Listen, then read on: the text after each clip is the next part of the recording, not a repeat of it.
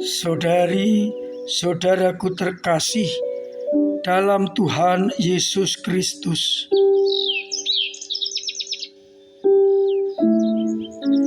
kita berjumpa kembali dalam renungan harian kita.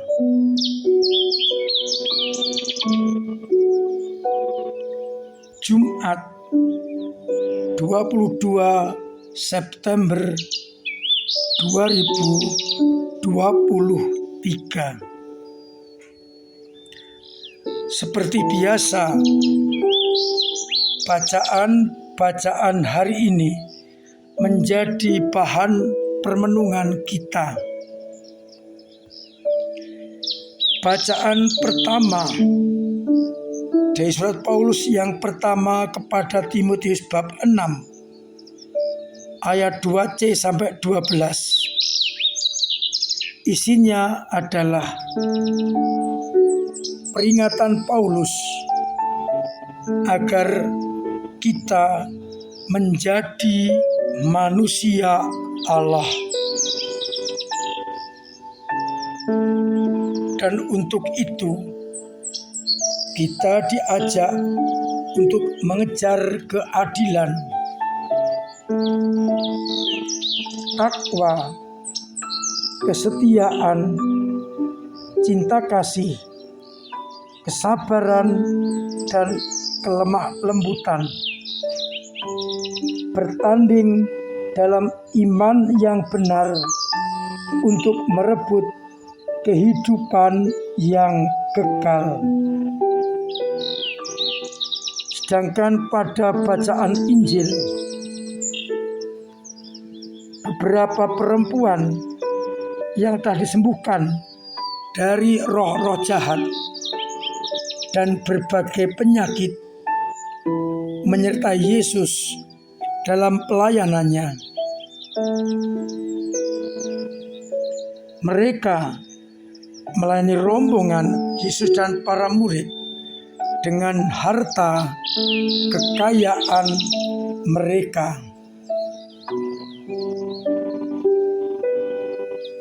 Saudari-saudaraku terkasih, dua hal yang saya tawarkan untuk titik permenungan kita.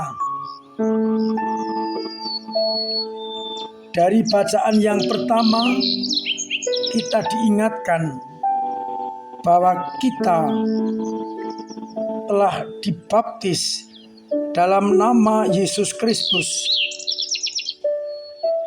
Maka hendaklah kita menjadi manusia Allah dan mengejar keadilan, takwa,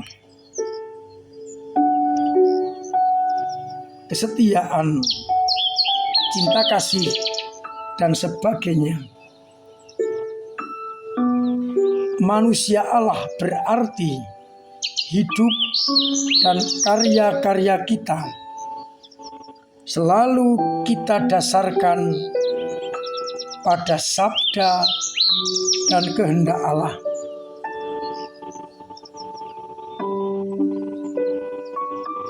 Dunia memang menggoda kita, tetapi diharapkan kita tetap setia menjaga martabat sebagai anak-anak Allah dengan mengejar keadilan, takwa, kesetiaan, cinta kasih, merebut hidup yang kekal dengan pertandingan iman yang benar. Tidak mudah, tetapi harus kita upayakan. Maka pertanyaan untuk kita renungkan yang pertama, sebagai orang yang dibaptis, menyandang martabat pembaptisan, sudahkah aku menjadi manusia Kristus yang mengejar keadilan. Yang kedua dari bacaan Injil, kita tahu perempuan dalam tradisi Timur Tengah tidak diperhitungkan seperti kita dalam tradisi Jawa. Pada zaman dahulu, perempuan adalah konco wingking. Maka bila ada tamu, mereka di belakang menyiapkan minuman dan tidak menemui tamu. Lewat bacaan Injil hari ini, kita diingatkan bahwa perutusan untuk mewartakan Injil bagi semua orang tanpa kecuali, termasuk para perempuan.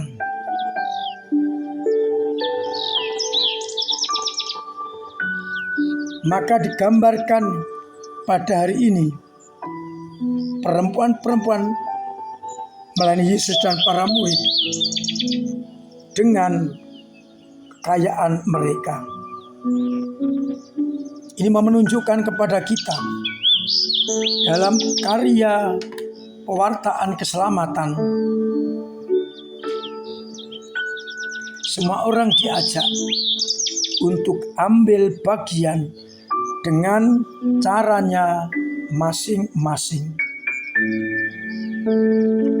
Ketika Yesus dan para murid melakukan karya-karya nyata, maka ditopang oleh para perempuan yang melayani dengan kekayaan mereka. Dengan demikian semakin jelas semua orang dipanggil untuk melayani dengan cara masing-masing.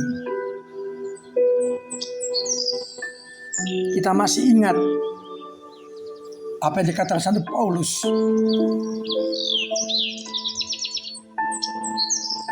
bermacam-macam karunia tetapi satu roh, sehingga saling melengkapi, saling mendukung dan kerjasama amat penting dalam karya perutusan.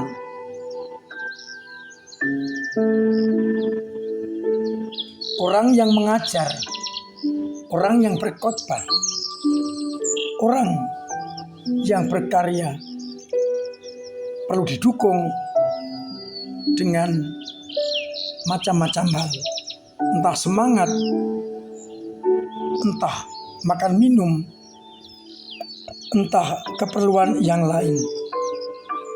Dengan demikian kita diajak dengan cara kita masing-masing ambil bagian di dalam karya itu. Di paroki kita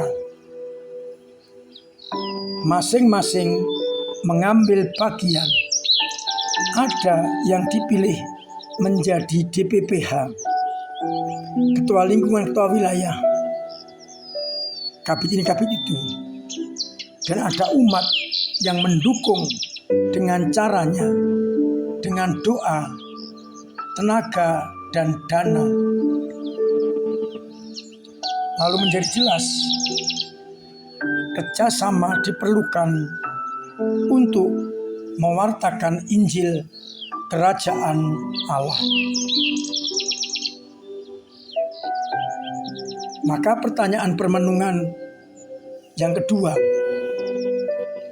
apakah aku sudah ambil bagian dalam karya keselamatan dengan caraku masing-masing, seperti para perempuan dengan cara melayani Yesus dan para rasul?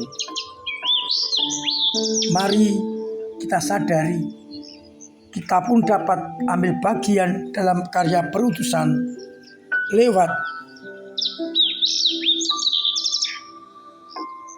pekerjaan, cara hidup, dan kemampuan kita masing-masing. Dengan demikian akhirnya gereja tetap mampu untuk menjadi pelayan-pelayan Allah. Tuhan memberkati kita sekalian. Amin. Marilah kita berdoa. Bapa yang penuh kasih, kami bersyukur karena lewat sabdamu kami kau sadarkan bahwa kami juga dipanggil untuk mewartakan sabda Allah dengan cara kami masing-masing. Semoga kami menyadari akan hal itu dan semakin gigih untuk ambil bagian dalam karya itu, seperti para perempuan ambil bagian dalam karya keselamatan yang diwartakan oleh Yesus Kristus. Bantulah kami bila kami merasa kesepian atau bekerja seorang diri, hingga kami tetap menyadari banyak orang ambil bagian dalam karya-karya itu. Kuatkanlah semangat kami, dorong agar mampu untuk ambil bagian dalam karya perutusan. Semoga akhirnya banyak orang terbantu dengan pelayanan kami masing-masing. Agar kami setia, maka ya Bapa, anugerahkanlah berkat-Mu kepada kami, Bapa dan Putra dan Roh Kudus. Amin. Saudari-saudaraku terkasih, tetap saya anjurkan, saya ingatkan, bahkan setengah saya wajibkan untuk terus mempraktikkan, mematuhi protokol kesehatan dengan benar, agar kita terbebas dari virus corona. Terima kasih untuk semua pelayan panjenengan dalam gereja, dalam mewartakan Injil. Dengan cara masing-masing, panjenengan telah berkorban untuk ambil bagian dalam karya keselamatan itu. Semoga banyak orang untuk mampu ambil bagian dalam karya perutusan itu. Saya mengingatkan tanggal 28 September adalah hari ulang tahun berdirinya kongregasi MSF. Saya mengundang kita semua hadir dalam Ekaristi untuk mendukung para imam dan brother MSF dalam karya-karyanya. Semoga dengan dukungan panjenengan kami mampu untuk bekerja sesuai dengan harapan pater pendiri dan juga harapan umat.